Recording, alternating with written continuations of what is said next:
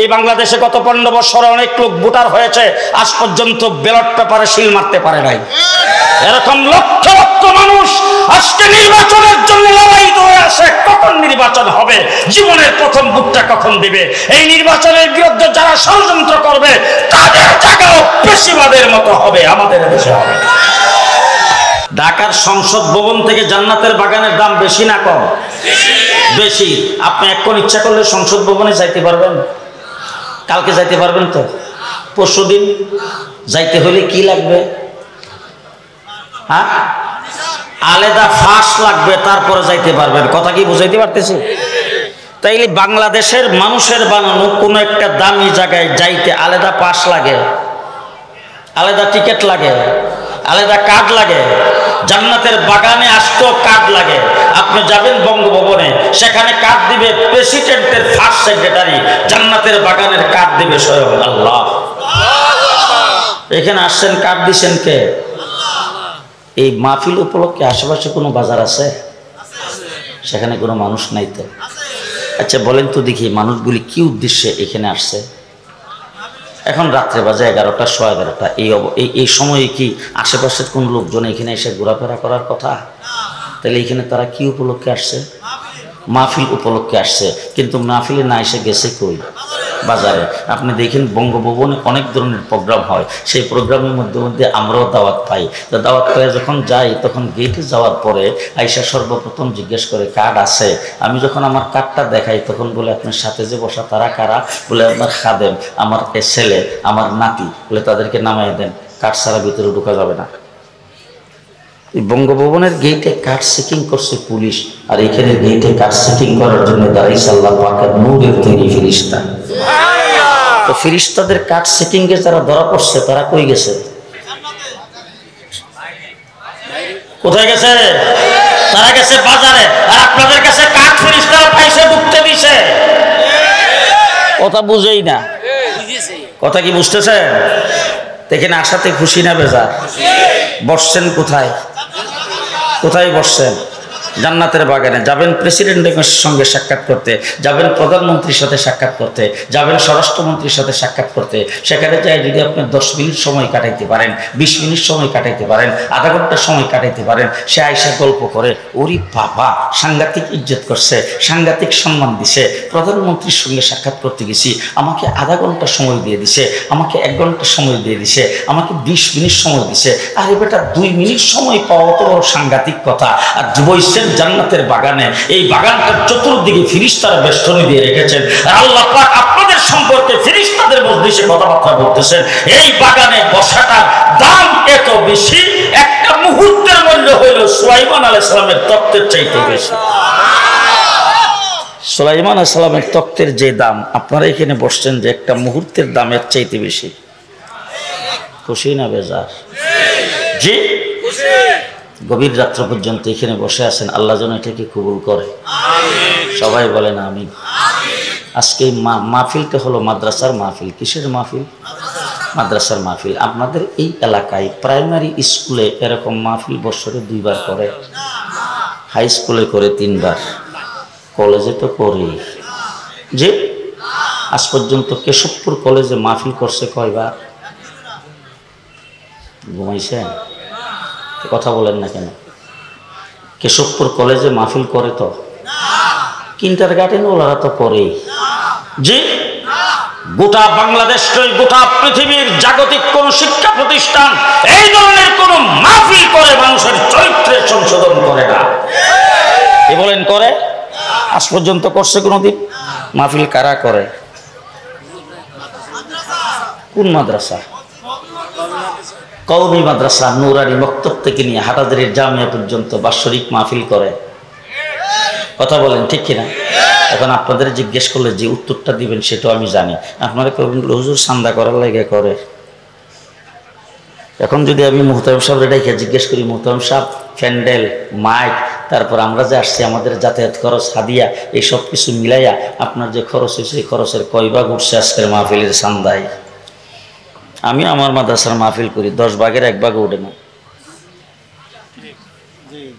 কি এখন যদি আপনাদের সবাইকে যদি হাত দেয় বলি যে প্রত্যেকে পকেটে হাত দেন, যার পকেটে যা আছে সব কিছু দিয়ে দেন, পুরা পকেট যাইরা যে টাকা দিবেন স্টেজ যাই না গোনার পরে দেখা যাবে লাখে লাখে সৈন্য মারে কাতারে কাতার, গনিয়া বাসিয়ে দেখি মাত্র 3000। কি বলেন? এই তো ঘটনা নাকি? মাহফিল করি কি মাহফিল হলো পার্ট টাইম, ক্লাস টাইমে শুরু, ক্লাস টাইম শেষ, বিদায়। একমাত্র শুধুমাত্র কেবলমাত্র কওমি মাদ্রাসা রাত্র দিন 24 ঘন্টা উস্তাদ ছাত্রদের পেছনে মেহনত করে। ফজরের পরেও, মাগরিবের পরেও, ফজরের আগেও, এশার পরেও, রাত্রে ছাত্র খাইতে বসে, উস্তাদ সাইডে খাইতে বসে, আবার অনেক ছাত্ররা খাওয়াই দেয়, এরপরে ছাত্র ঘুমাইছে, উস্তাদও সাইডে ঘুমাইছে। কথা কয় না?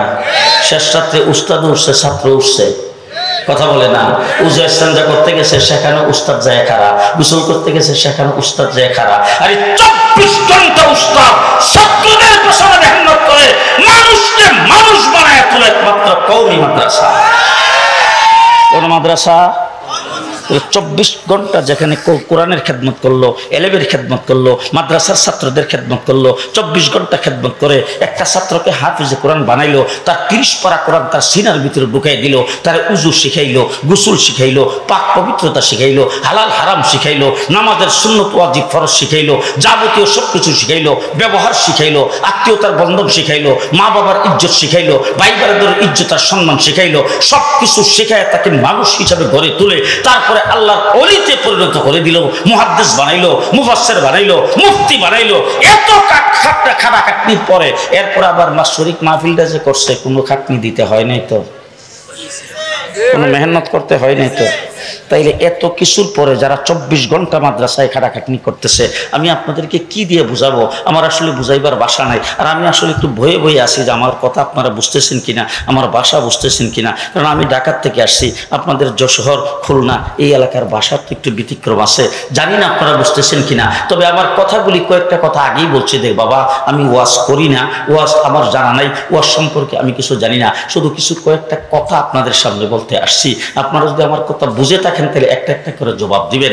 যেই ছাত্রগুলি মাদ্রাসায় পড়াইতেছে তাদের পেছনে 24 ঘন্টা খাটাখাটনি করতেছে, 24 ঘন্টা খাটতেছে। এখন আপনি যদি আপনার বাচ্চাটাকে কিন্ডারগার্টেনে ভর্তি করেন, ABCD ক খ গ গ সরে অ সরায়া মাত্র সে শুরু করছে, এবং ছোট একটা বাচ্চা বাসায় যখন আসে তখন বই দিয়ে তাকে বসানো যায় না, তখন সে বইয়ের মধ্যে বই দিয়ে বসাইলেও ছবি টবি দেখে একটা অক্ষর তার দিয়ে উচ্চারণ করানো যায় না। এরপরে মোবাইলটা হাতে নিয়ে মোবাইল দেখতে থাকে, কার্টুন ছবি দেখতে থাকে, মা বাবার কথা ভালো করে শুনে না। 4-5 বছর বয়স, মা বাবা তাকে শাসনও করতে পারে না। এমন সময় যদি ওই বাচ্চাটাকে যদি যায় তার স্কুলের, তার কিন্ডারগার্টেনের একজন শিক্ষককে যাই আপনি অনুরোধ করলেন, স্যার আপনি আমার বাচ্চাটাকে যদি আধা ঘন্টার সময় ক্লাস টাইমের বাহিরে যদি একটু খালি দেখাইতেন, আপনার স্কুলে বসাই দেখান, অথবা আমার বাড়িতে আসেন, আধা ঘন্টার ভিতরে আপনাকে একটা চা একটা বিস্কুটও খাওয়ানো হবে, একটু আপ্যায়নও করা হবে। আমি জিজ্ঞেস করতে চাই, আধা ঘন্টা যদি তার স্কুলের একজন মাস্টার তারা যদি পড়ার জন্য যদি সময় দেয়, বাচ্চাটার নিয়ে যদি বসে থাকে, প্রাইভেট টিউশন ফি দরকার নাই? হ্যাঁ, আপনাদের এলাকায় লাগবে না, আমার ঢাকায় কিন্তু লাগবে। প্রাইভেট টিউশন ফি লাগবে কিনা? লাগবে কিনা বলেন? লাগবে কিনা বলেন?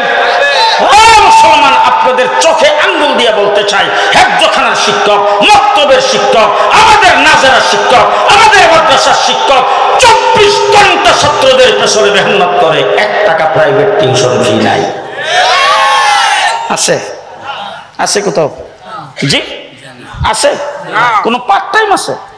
জি আছে, পার্ট টাইম নাই। এবার জিজ্ঞেস করতে চাই, আমাদের মাদ্রাসায় যারা পড়ায়, মুহাদ্দিস, মুফতি, মুফাসসির যারা মাদ্রাসায় পড়াইতেছে, শাইখুল হাদিস হাদিস পড়াইতেছে, রিটায়ার্ড করেন কত বছর বয়সে? বলেন বলেন। মাদ্রাসার হুজুররা কয় বছর বয়স হলে রিটায়ার্ড করে?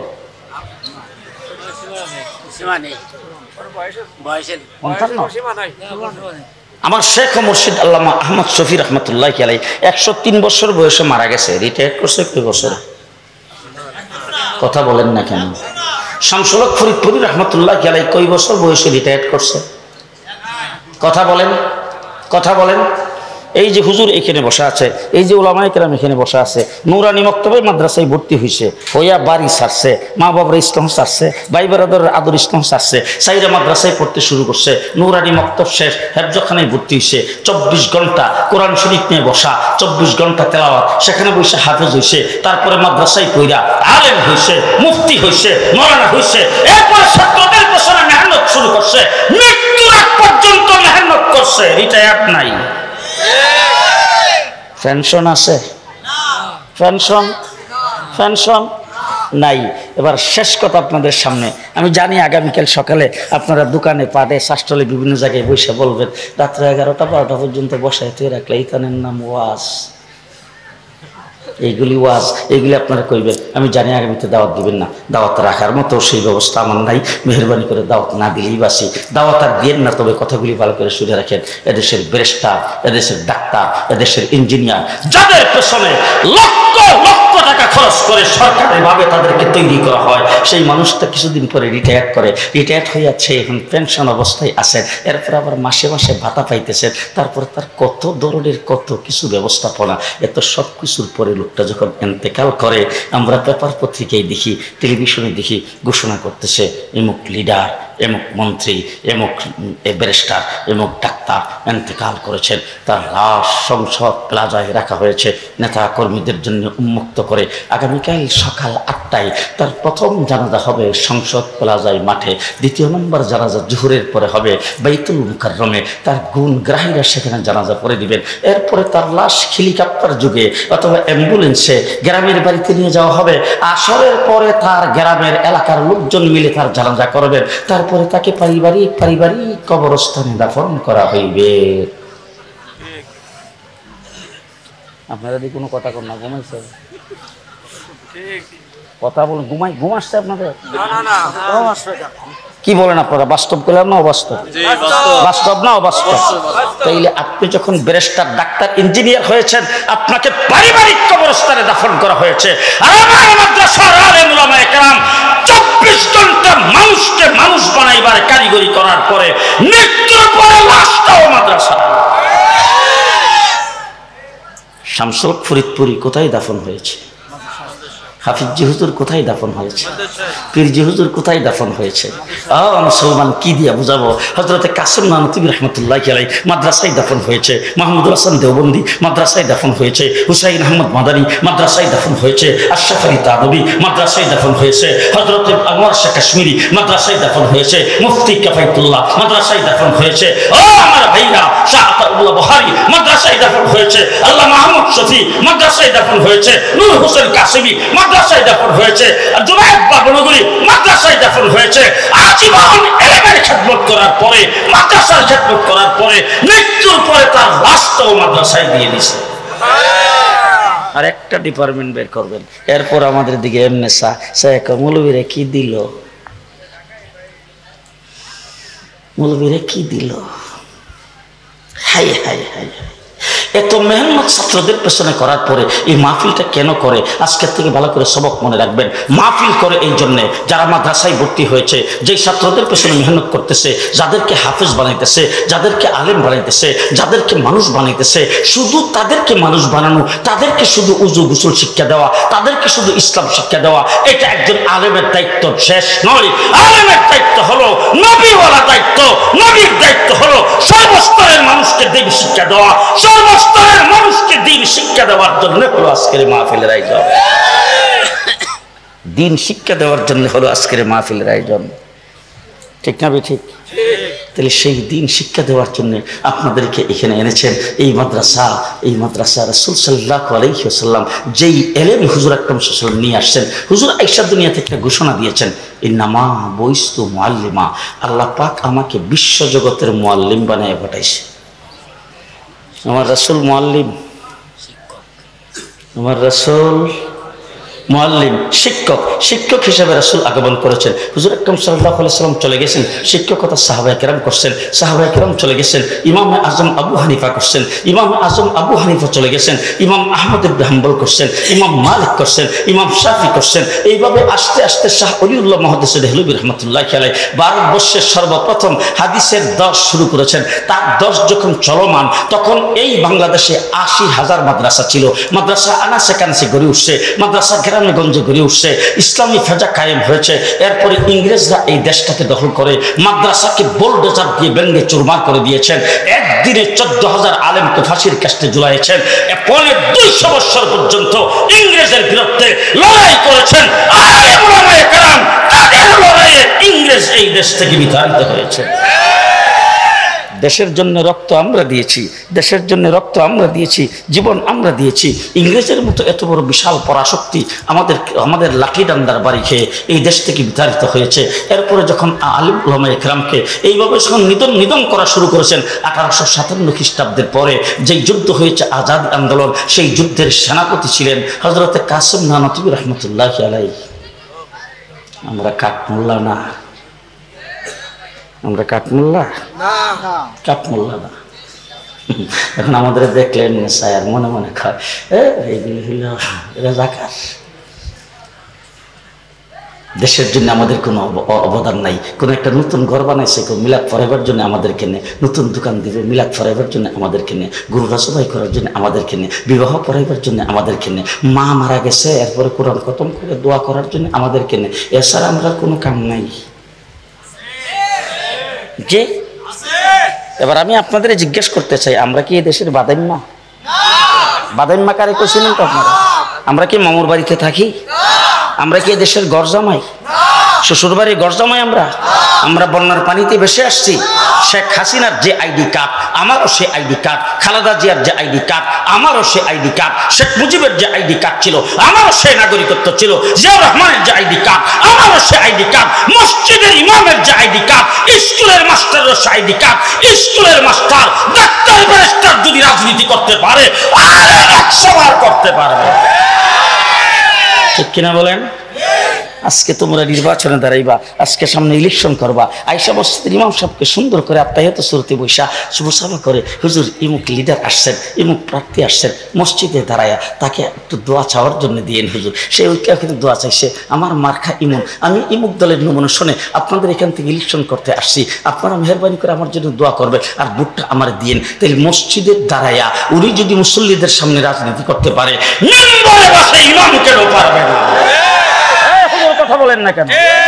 মিম্বরে বসে ইমাম কেন পারবে না? বলেন, ইমাম কেন পারবে না? তারা নবীর ওয়ারিস। ঠিক কিনা বলেন? ও আমার ভাইরা, কি দিয়ে বুঝাবো আপনাদেরকে? বেশি কথা বললে আপনারা বলবেন যে এত রাত্রে এসে থেকে এই সমস্ত কথাবার্তা বলতেছে। পরিষ্কার ভাষায় বলতে চাই, এই দেশ আমার, এই মাটি আমার, দেশের জন্য রক্ত আমরা দিয়েছি। আর তোমরা 9 মাস যুদ্ধ করেছো, 250 বছর আমরা লড়াই করেছি, লড়াই করে দেশ স্বাধীন করেছি। 1857 সনের সেই বিপ্লবের পরে 1866 সনে আনার গাছের নিচে মাদ্রাসা প্রতিষ্ঠা করেছেন, নাম দারুল উলুম দেওবন্দ। ওই মাদ্রাসা শাহ ওলিউল্লাহ মুহাদ্দিস দেহলভী রাহমাতুল্লাহি আলাইহির ছাত্র হলেন তার ছেলে শাহ আব্দুল আজিজ মুহাদ্দিস দেহলভী, যিনি সর্বপ্রথম মুক্তিযুদ্ধের ঘোষণা দিয়েছেন। দিল্লি জামে মসজিদের মিম্বর থেকে তিনি 1831 খ্রিস্টাব্দে, 1892 খ্রিস্টাব্দে, তিনি 1792 খ্রিস্টাব্দে তিনি ওই দিল্লি জামে মসজিদের মিম্বর থেকে তিনি ঘোষণা করেছেন, দেশ দারুল হার্ব হয়ে গেছে, তার বিরুদ্ধে যুদ্ধ করা মুসলমানদের জন্য ফরজ। শাহ আব্দুল আজিজ মুহাদ্দিস দেহলভী রাহমাতুল্লাহ আলাইহির পরে তার শাগরিদ হলেন শাহ ইসহাক, শাহ ইসহাকের শাগরিদ হলেন শাহ আব্দুল গনি, শাহ আব্দুল গনির শাগরিদ হলেন কাসেম নানতুবি রাহমাতুল্লাহি আলাইহি, কাসেম নানতুবি রাহমাতুল্লাহি আলাইহির শাগরিদ হলেন হযরত মাহমুদুল হাসান দেওবন্দি রাহমাতুল্লাহি আলাইহি, মাহমুদুল হাসান দেওবন্দির শাগরিদ হলেন হুসাইন আহমদ মাদানী, আনোয়ার শাহ কাশ্মীরি, হযরত আশরাফ আলী তানবী, তাজওয়ার শাহ কাশ্মীরি আর হুসাইন আহমদ মাদানীর শাগরিদ হলেন আল্লামা আহমদ শফি, আর আনোয়ার শাহ কাশ্মীরির শাগরিদ হলেন হযরত হাফিজ হুজুর রাহমাতুল্লাহি আলাইহি, হযরত মাওলানা মুফতি কাফায়েতুল্লাহ রাহমাতুল্লাহি আলাইহি। এই সমস্ত সাজারা অনুযায়ী আমাদের মধ্যে এলেম আসছে, আমরা লেস কাটা না, আমাদের সম্পর্ক মদিনার রওজার সাথে। এই মাদ্রাসাটাকে খুব ছোট মনে করবেন, এটার ঘর দরজা ছোট, এটার বাচ্চাদের ভালো জামা কাপড় নাই, এটার সুনির্দিষ্ট কোনো পোশাক নাই, সুনির্দিষ্ট কোনো আইডি কার্ড নাই, কত স্বাচ্ছন্দ্য স্কুলের কত রকমের পোশাক, কত রকমের জুতা, কত কিছু পইরা তারা সেখানে চলাফেরা করে। আর আমাদের বাঙ্গা চাটাইয়ের মধ্যে বসে পড়ে। আর এই বাঙ্গা চাটাইয়ের মধ্যে বসে পড়ে যাদের মাথায় পাগড়ি পরাইলাম তাদের সিনার ভিতরে 30 পারা কোরআন। তোমার সিনার ভিতরে অ্যাডভোকেট গিরি আছে, তোমার সিনার ভিতরে আছে ব্যারিস্টার গিরি, তোমার সিনার ভিতরে আছে প্রফেসর গিরি, সবগুলো হইল 9 আর 6। জি, আরে 30 পারা কোরআন যদি জানতে পারে তোমাদের 9 আর 6 জানতে কি বলেন আপনারা? আমরা পারি না? বাটপারি শিক্ষা আমরা কম পারি? আমাদেরও 2টা হাত, আমাদেরও হাতের মধ্যে 5টা আঙ্গুল। কথা বলেন। আর মুসলমান, দারুল উলুম দেওবন্দ মাদ্রাসা প্রতিষ্ঠা হয়েছে, সেখান থেকে মাদ্রাসার জাল বিস্তার হয়েছে। আজকে এই ভারতবর্ষ থেকে ইংরেজ যখন বিতাড়িত হয়েছে তখন আমরা হয়েছি পাকিস্তান। আমরা কি হয়েছি? পাকিস্তান। এবার আপনাদের পাশেই একটা জায়গার নাম আছে কলিকাতা, হিন্দুস্তান। আপনারা বলেন তো, বাকি আমি তো বেশি জানি না কারণ আমি তো দূরের মানুষ, আপনারা হইলেন কলিকাতার কাছে, আপনারা বলেন তো কলিকাতার ভাষা কি? দুঃখ এই জায়গায় সবাই কথা কয় না। কলিকাতার ভাষা বাংলা। তারা লোকগুলি জাতে কি? বাঙালি। তারা জাতে বাঙালি, ভাষা আমরা জাতে ভাষা। তাহলে তারাও বাঙালি, আমরাও বাঙালি, তাদের ভাষাও বাংলা, আমাদের ভাষাও বাংলা। কিন্তু 47 যখন দেশ স্বাধীন হয় তখন আমরা কেন হইলাম পাকিস্তান, তারা কেন হইল হিন্দুস্তান? বলেন বলেন, এই প্রশ্নের উত্তর দিবেন, এরপরে বাকি ওয়াজ। একই ভাষাভাষী, একই জাতি বাঙালি, আমরা কেন হিন্দুস্তান পাকিস্তান হইলাম, এরা কেন হিন্দুস্তান হইল বলেন তো? আমরা মুসলিম জাতি হওয়ার কারণে আমরা হয়েছি পাকিস্তান। তাইলে আমাদের প্রথম পরিচয় আমরা মুসলমান। ওই খারের ভিআইপি কথা কয় না, আমাদের প্রথম পরিচয় আস্তে, আমার প্রথম পরিচয় আওয়ামী লীগ নয়, আমার প্রথম পরিচয় বিএনপি নয়, আমার প্রথম পরিচয় আমি মুসলমান। হাত উঁচু করে বলেন, আমার প্রথম পরিচয়। আরো আস্তে, আরো আস্তে, আরো আস্তে। আমার প্রথম পরিচয় আমি একজন মুসলমান। এবার জিজ্ঞেস করতেছে কথাটা কতক্ষণ বলতে পারবেন? কতক্ষণ পারবেন? ষড়যন্ত্র শুরু হয়েছে। 52 বৎসর যারা আমাদেরকে শোষণ করেছেন, সেই পরাজিত শক্তি আমাদের পার্শ্ববর্তী রাষ্ট্রে বসে ষড়যন্ত্র শুরু করেছে।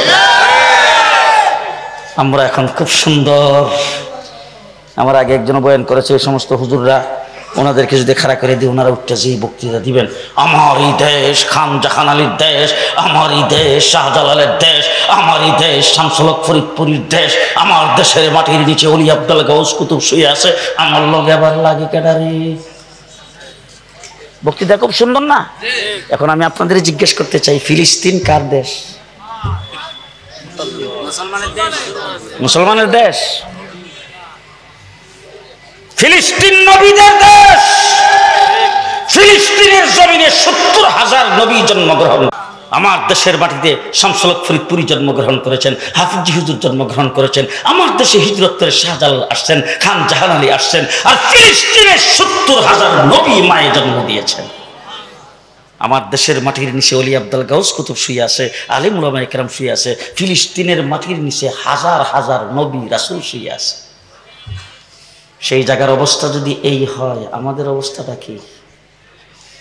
আল্লাহ না করুক, বলেন আল্লাহ না করুক, আল্লাহ না করুক, এমন কোন পরিস্থিতি আমাদের যদি কোনো সময় চলে আসে, দেশটা যেহেতু একটা রাষ্ট্রের পেটের ভিতরে, আমাদের বিরুদ্ধে যারা ষড়যন্ত্র করে, আমাদের দেশ থেকে যে ভাইগে গেছে, পৃথিবীর কোন রাষ্ট্রকে তাকে জায়গা দেয় নাই, তাকে যারা জায়গা দিয়ে দেশের বিরুদ্ধে ষড়যন্ত্র করার সুযোগ দিয়েছে, এমন কোন অবস্থা যদি আমাদের উপর সৃষ্টি হয়, আমরা যদি কাবু হয়ে যাই, আমরা যদি পরাধীন হয়ে যাই, আর আপনি আমার বুকের সামনে রাইফেলের আর বন্দুকের গুলি তাক করে যদি বলে এই মুহূর্তে ইসলাম ছাড়তে হবে, ওই মুহূর্তে কি দাঁড়ায়া বুক টান করে বলতে পারবেন আমি একজন মুসলমান, আল্লাহ কাটায় দেব।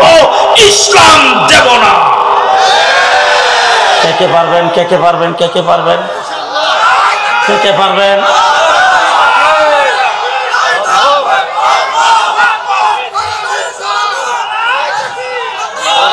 যদি এমন কোনো পরিস্থিতি যদি আসে, এমন কোনো ভালো করে চিন্তা ভাবনা করে বলবেন, আমার প্রশ্নের উত্তর দিবেন, এমন কোনো পরিস্থিতি যদি আসে জানটা চলে গেলে ঈমানটা থাকবে, তাহলে কোনটা রাখবেন, কোনটা দিবেন? জি জি, জীবন দিয়ে দেব ঈমান। উদারে ঋষে কথা কয় না, জীবন দিয়ে দেব ঈমান, কেল্লা কাটায় দেব ইসলাম দেব না। তার কারণ হলো আমার প্রথম পরিচয় হলো, আমার প্রথম পরিচয়। দ্বিতীয় কথা, এখানে শিক্ষিত সমাজ, বুজুর্গানে উলামা ইকরাম আছেন, আপনারা মাইন্ড করবেন না কেউ। আপনাদের এলাকায় অনেক লোকজন আছে আওয়ামী লীগ করতো, এখন প্রকাশ্যে না বললো আওয়ামী লীগ করে। অনেক লোকজন আছে বিএনপি করে, আরে বাপও বিএনপি করতো, দাদাও জিয়া রহমানের আমলে বিএনপি করছে, কথা কয় না। হ্যাঁ, এখন ছাত্র দল করে, যুব দল করে, আসে না? ও যুবক, ও যুবক, খারাপ মনে করবা না, সন্দেহ করবা না, সমালোচনা করবা না, আমাদেরকে খারাপ মনে করো না। তোমাদের চোখে আঙ্গুল দিয়ে বলতে চাই, তোমার দাদা বিএনপি করতো, তোমার বাপ বিএনপি করতো, তুমি এখন ছাত্রদল যুবদল করো, তোমার বিএনপির স্লোগান হলো জিন্দাবাদ। তোমার দাদা আওয়ামী লীগ করতো, তোমার বাবা আওয়ামী লীগ করতো, তুমি এখন ছাত্রলীগ যুবলীগ করো, তোমার স্লোগান হলো জয় বাংলা। কিন্তু খোদার কসম করে বলে যাচ্ছি, তুমি মুসলিম পরিবারে জন্মগ্রহণ করার কারণে তোমার কানে আওয়ামী লীগ হইলেও জয় বাংলা বলা হয় নাই, বিএনপি হইলেও জিন্দাবাদ বলা হয় নাই। জন্মের পরে ডাইন কানে আজান আর বাম কানে কাবাব দেওয়া হয়েছে। কি বলেন, কি বলেন, কি বলেন? এর আমার প্রথম পরিচয়। আস্তে আমার জীবনের সর্বপ্রথম উদ্বোধন করা হয়েছে আল্লাহ নামের আওয়াজ দিয়া। ঠিক কিনা বলেন? ঠিক কিনা বলেন? সুতরাং আমার ভাইরা, আমরা মুসলমান, আমরা মুসলমান। সেই মুসলমানিত্ব টিকে রাখার জন্য আজকে পদে পদে রাত্র দিন 24 ঘন্টা জিহাদ করে যাচ্ছেন, রাত্র দিন 24 ঘন্টা মেহনত করে যাচ্ছেন কওমি দেওবন্দি উলামা ইকরাম। ঠিক কিনা বলেন? মসজিদে তালিম করে কারা? সাপ্তাহিক গাস্ত করে কারা? কওমি দেওবন্দি, কওমি দেওবন্দিরা, কওমি দেওবন্দিদের সমর্থকেরা। সাপ্তাহিক গাস্ত করে তারা, তালিম করে তারা, রোজানা তালিম করে তারা, তাবলিগ জামাত পরিচালনা করে তারা, কওমি মাদ্রাসা পরিচালনা করে তারা। শহীদ দিন টিকায় রাখার জন্যে, নবীর সুন্নতকে সমাজের প্রত্যেকটা ঘরে ঘরে পৌঁছে দেওয়ার জন্য কওমি মাদ্রাসাগুলি কাজ করে। এবার শেষ কথা আপনাদের সামনে, প্রতি বছর বাংলাদেশ স্বাধীন হয়েছে আজকে কয় বছর? 54 বছর। 54 বছরের ভিতরে যত বাজেট হয়েছে, প্রত্যেক বাজেটে বোধ হয় 500-700 কোটি টাকা কওমি মাদ্রাসার জন্য বাজেট।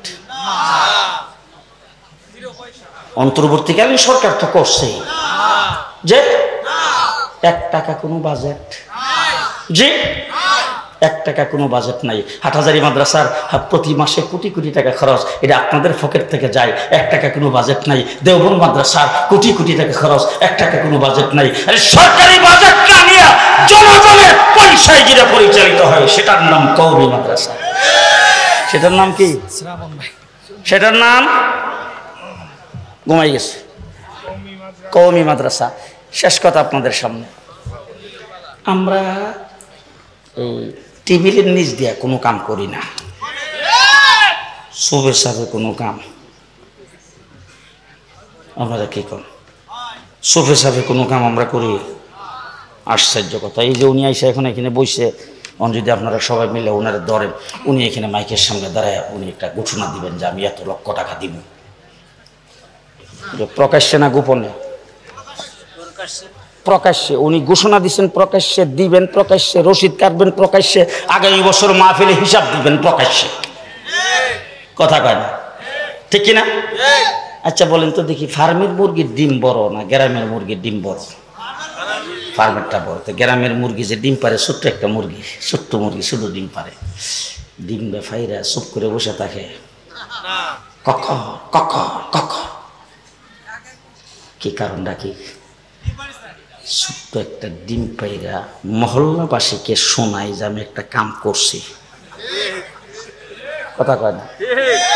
আমাদের কওমি মাদ্রাসা ছোট্ট একটা ডিম পাইরা মুরগি জীবন মহল্লাবাসীকে শোনায়।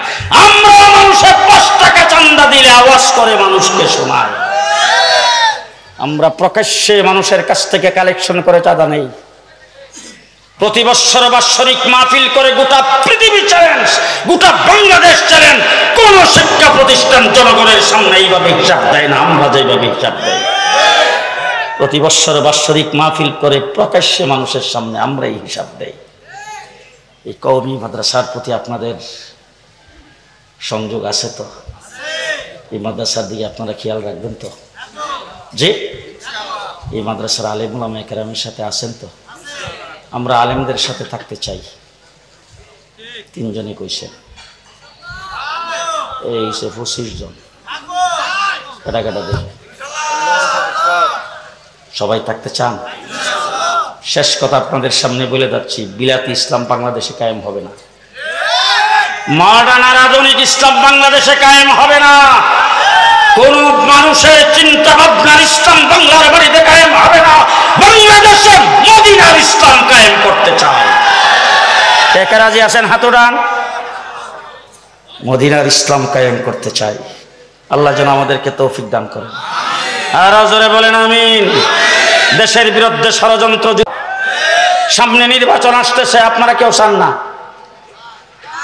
ঘুমাইছে সব। আপনারা নির্বাচন চান? আসতে কম দিন। এই বাংলাদেশে গত 15 বছরে অনেক লোক ভোটার হয়েছে, আজ পর্যন্ত ব্যালট পেপারে সিল মারতে পারে নাই। এরকম লক্ষ লক্ষ মানুষ আজকে নির্বাচনের জন্য লড়াই করে আছে। কখন নির্বাচন হবে, জীবনের প্রথম ভোটটা কখন দিবে, এই নির্বাচনের বিরুদ্ধে যারা ষড়যন্ত্র করবে তাদের জায়গাও পেশিবাদের মতো হবে, আমাদের দেশে হবে।